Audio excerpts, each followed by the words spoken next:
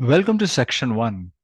This is where your learning really begins about COBIT 5 for the foundation certificate exam. Section 1 is about the overview for COBIT 5, a business framework for the governance and management of enterprise IT. The name of this section is the same as the name of the publication based on which the COBIT 5 foundation exam is based. For the COBIT 5 foundation, there's also another reference which is titled COBIT Process Assessment Model, or PAM, using COBIT 5. But then there are just a few pages from there which are part of the exam syllabus, and we have got you covered on that also.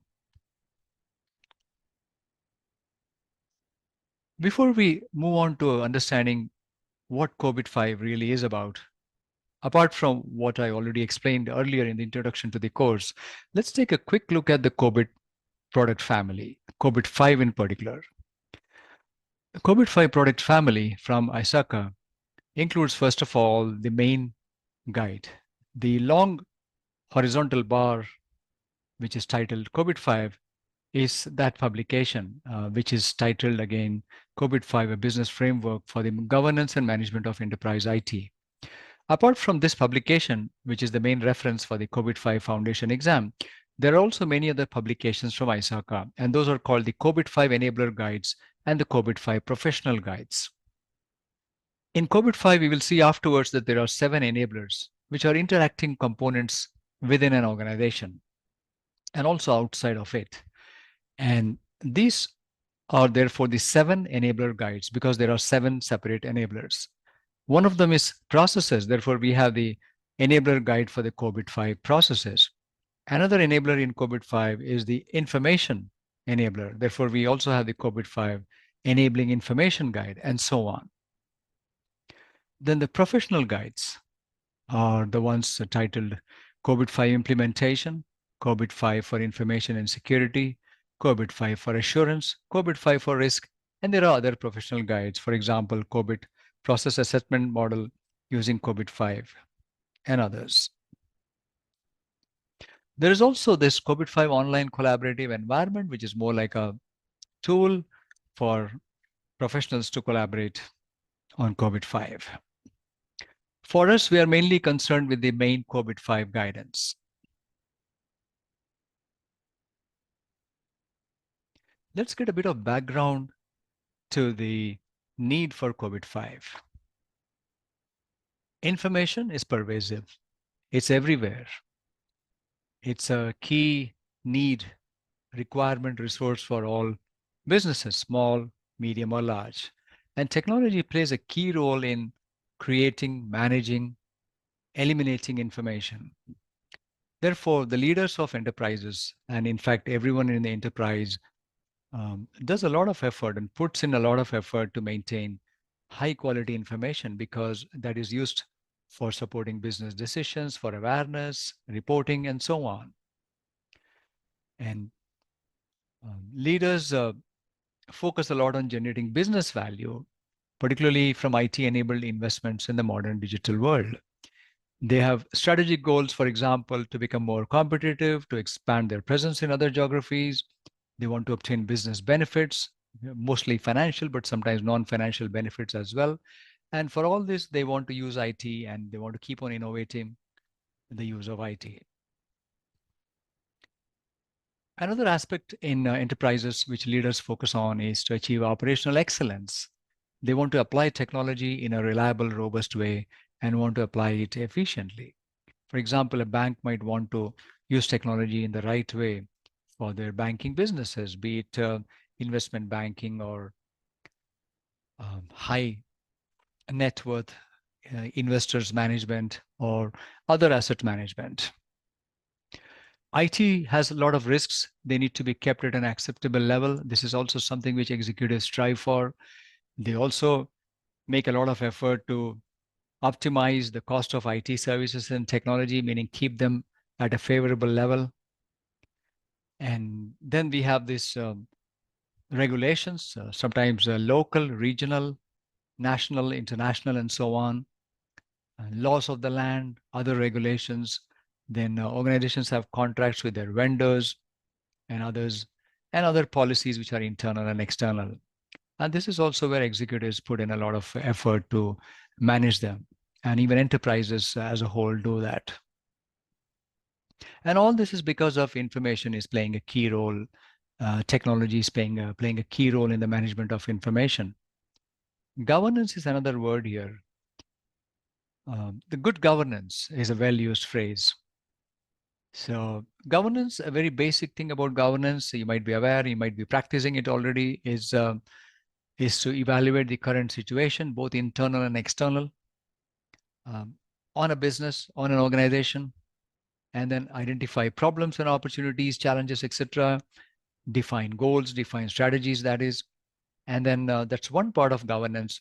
The other part of governance is to um, create a high level path to the goals, set the goals, create a high level path, not the actual detailed plans, but because that goes cascades further below into the organization to develop those detailed plans.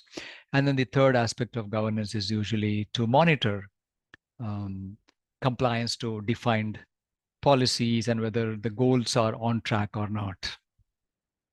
So governance has become key in organizations rather than just management. And um, and there have been a lot of global mishaps, for example, incidents such as data leakages and so on, and therefore governance has become key.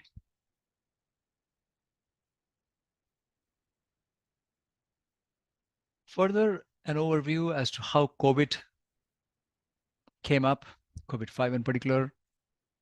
And I spoke about this earlier. IT has become important, and uh, and more executives have started embracing IT. In fact, IT is no longer seen as a separate entity or a function in a company. Everybody needs to be familiar with IT, and particularly leaders have to embrace IT rather than being engrossed only in their strategies, high-level plans, their key stakeholders, just overall financials, etc. And this is where top management need to work with the IT function closely. They need to collaborate with them so that the board, top management can understand how to make the best use of IT, what IT should be doing for the business. And at the same time, IT should understand what the strategic level, the portfolio level stakeholders need from IT. And this is where both governance and management are needed. Governance to be set at the top level, and then management to make sure the governance is implemented and working in the correct way. Legislation is increasing more and more because of newer things. For example, of late, we have had a lot more sustainability regulation. So therefore, we have this in bold here, COBIT-5. As I mentioned earlier in the course introduction, COBIT-5 is, it stands for Control Objectives for Information and Related Technologies. But now, however, now it's just an acronym, COBIT.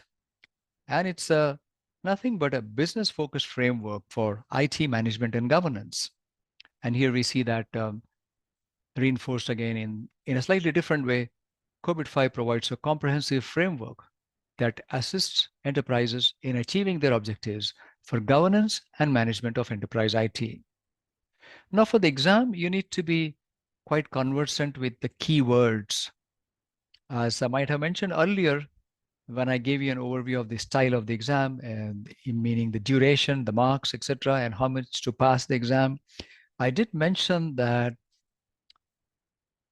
many words in this course count for you. You need to be quite familiar with those words. So, for example, there could be a question such as, what does COBIT-5 really include? Is it just governance? Is it also management, or is it both? Now, these are all multiple choice questions. Therefore, a couple of keywords in the statements are governance and management. So do watch out very closely, even when you do your own study, not only on the sentences or statements which are in bold. There are very few in bold throughout this course, but there are many others where I will be highlighting as well, and you also need to keep watching out for them. And stakeholders discuss a lot about value, and value, everybody is seeking something. Every employee of an organization is seeking value for themselves. Businesses seek value for themselves. Supplier seeks value from the businesses they are having a contract with. Regulators are seeking value. Everybody is seeking value. Governments, ministries, everybody. So value has its own perspective for everybody. For some people, value could mean money.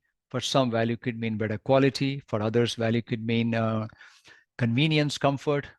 It's all individualistic.